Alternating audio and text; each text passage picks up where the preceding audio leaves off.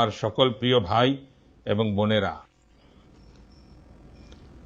আপনাদের সকলকে আমার নমস্কার জানাই। গণতন্ত্রের প্রত্যেকটি উৎসব অত্যন্ত পবিত্র হয়ে থাকে। আমারও বাংলার এই উৎসবে অংশ নেওয়ার সুযোগ হয়েছে। বিগত কিছুদিন ধরে আমাকে আপনাদের সকলের সামনে বেঙ্গলের উন্নয়নের বিষয়ে, বাংলার উজ্জ্বল ভবিষ্যৎ নিয়ে, বাংলার যুব প্রজন্মের উজ্জ্বল ভবিষ্যৎ নিয়ে বিজেপির যে রোডম্যাপটি রয়েছে সেই রোডম্যাপকে রেখাঙ্কিত করার, আপনাদের সকলের সামনে উপস্থাপন করার সুযোগ পেয়েছি। আজ সন্ধ্যা 5টার সময় নির্বাচনী প্রচার শেষ হতে চলেছে। এই নির্বাচনের আমার শেষ র্যালিটিও এইমাত্র শেষ হয়ে গেছে। আমি এখন এই পত্রটির মাধ্যমে বাংলার আমার প্রত্যেক পরিবারের সদস্যকে কৃতজ্ঞতা তো প্রকাশ করতে চাইছি, কিন্তু আমার নিজের মনের ভাবও ব্যক্ত করছি। বন্ধুগণ, এই নির্বাচনী প্রক্রিয়ার সময় আমি বাংলায় এক অন্য ধরনের শক্তির অনুভূতি লাভ করেছি। এতটা গরম থাকা সত্ত্বেও, এতগুলি র্যালি করার পরেও আমার বাংলার এই নির্বাচনী প্রচার অভিযানে বিন্দুমাত্র ক্লান্তি অনুভব করিনি। এই সমস্ত র্যালি, এই সমস্ত রোড শো আমি অনুভব করতাম যেন আমার এক তীর্থযাত্রা হচ্ছে। আমি যখন মা কালীর ভক্তদের মধ্যে যেতাম, তখন সম্ভবত মা কালী নিজেও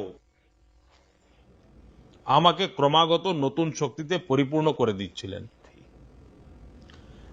যখন জানুয়ারি 2024-এ অযোধ্যায় রামলালার প্রাণ প্রতিষ্ঠার আয়োজন করা হয়েছিল, তার আগে আমি অত্যন্ত শ্রদ্ধার সঙ্গে 11 দিন ধরে একটি অনুষ্ঠান করেছিলাম, ব্রত পালন করেছিলাম। আমার এমনটা অনুভব হয় যে সেই সময় প্রভু শ্রী রামচন্দ্র আমাকে অসীম শক্তিতে ভরিয়ে দিয়েছিলেন। এই নির্বাচনেও আমার সেই একই অনুভূতি হয়েছে, যেমনটা কোনো দেবী দেবতার মন্দিরে দর্শনের সময় হয়ে থাকে। ঈশ্বররূপী জনগণ জনার্দনের দর্শন পেয়ে আমার মধ্যে এক নতুন শক্তির সঞ্চার হয়েছে। বন্ধুগণ, বাংলার সমস্ত র্যালিতে এবং রোড শোতে আমি এত বেশি আন্তরিকতায় ভরা বার্তা আর ছবি পেয়েছি যে আমি সেগুলোকে কোনো দিনও ভুলতে পারবো না।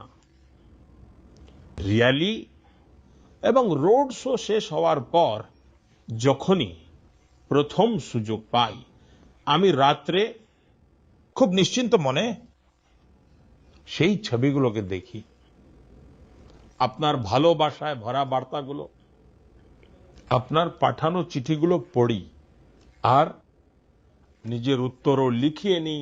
সে যুবক যুবতীরাই হোক, বোনেরা হোক বা মেয়েরা হোক, গুরুজনেরা হোক, প্রত্যেক বয়স গোষ্ঠীর বন্ধুগণ, আপনাদের মধ্যে স্নেহের যে ভাবটি প্রকাশ পায়, যা আমি দেখি, অনুভব করি, আমি আজ বলতে চাই, এই আপনার ভালোবাসা, আপনার আশীর্বাদ আমার জীবনের আসল মূলধন। বন্ধুগণ, এই নির্বাচনের সময় আমি এটাও দেখেছি যে বাংলার যুব সমাজই হোক বা মহিলারা হোক, কৃষক হোক বা শ্রমিক হোক, প্রত্যেকেই বাংলার উজ্জ্বল ভবিষ্যতের জন্য, এক উন্নত বা বিকশিত বাংলার জন্য কতটা অধীর, কতটা আতুর। বাংলার যুব সমাজ এখন ভবিষ্যতের দিকে এগিয়ে যাওয়ার জন্য একটি উন্মুক্ত প্রাঙ্গণ চায়। আমাদের বেঙ্গলের কন্যারা তারা মুক্ত আকাশ চায় এবং তারা সুরক্ষা চায়। বাংলার প্রত্যেকটি নাগরিক, প্রত্যেকটি পরিবার একটি মাত্র সংকল্পের সাথে এগিয়ে চলেছে। আর সেই সংকল্পটি হলো এখন পরিবর্তন করেই ছাড়তে হবে।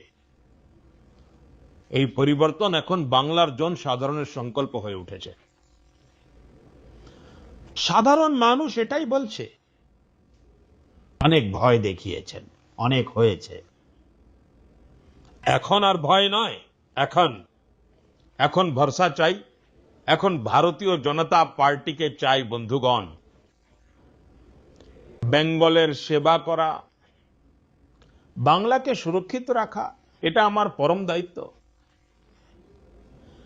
বাংলার সামনে উপস্থিত হওয়া প্রত্যেকটি কঠিন পরিস্থিতিকে সুযোগে পরিণত করা, এটা আমার ভাগ্যের মধ্যেও আছে এবং এটা আমার দায়িত্বও বটে। আমি আমার এই গুরু দায়িত্ব থেকে কখনোই পিছু হটব না। আমি আপনাদের ভরসা দিচ্ছি যে এই বাংলায় বিজেপির মুখ্যমন্ত্রীর শপথ গ্রহণ করার যে উৎসব, তা আমরা সবাই মিলে পালন করব। এটা আমার ব্যক্তিগত বিশ্বাস নয়, আমি আপনাদের সকলের ভেতরে এই বিশ্বাসকে অনুভব করেছি। আমার প্রিয় ভাই ও বোনেরা, প্রথম দফার যে ভোটদান হয়েছে তা ইতিহাস রচনা করেছে। এখন আপনাদের দায়িত্ব হলো যে আগামী 29শে এপ্রিল আপনারা বেশি থেকে বেশি সংখ্যায় ভোটদান করুন। গণতন্ত্রের এই পবিত্র মন্দিরে বিজয়ের পতাকা ওড়ানোর আপনাদের কাছে এক অসাধারণ সুযোগ এসে উপস্থিত হয়েছে।